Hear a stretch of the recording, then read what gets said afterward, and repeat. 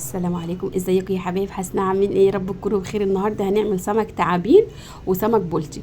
اول حاجه هنزل بقرنين فلفل وكمون وملح وثوم، وهضربهم في الكبه كده ضربه مبرحه. وبعد ما اضربهم هنزل عليهم بحبه خل وكام عصير ليمونه كده.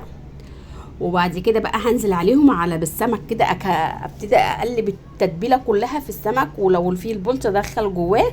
طبعا انتوا عارفين التعابين يعني لازم تتبل كلها. وبعد كده هنزل بحبه زيت ومعلقه سمنه، وهعمل حبه رز ابيض. قلت تغيير المره دي بلاش رز ببصل. هبتدي اقلب الرز كده لغايه ما ينشف كده تنشفه حلوه. وبعد كده بقى هحط له معلقه ملح، وهزوده ميه يا دوبك الميه تبقى فوق كده بسنتي، ميه سخنه.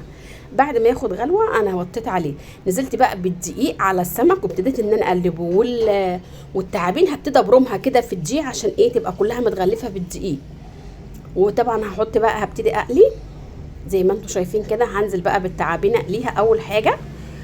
بجد جربوا التعابين دي حلوه قوي وما فيهاش اي زفاره خالص.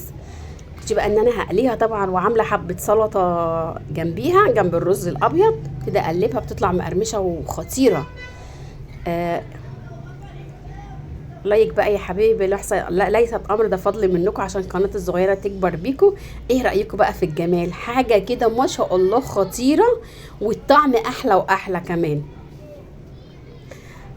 يلا بقى اشجعكم بقى، قوموا اعملوا اكله سمك كده تبقى جميله تتغدوا بيها. باي باي.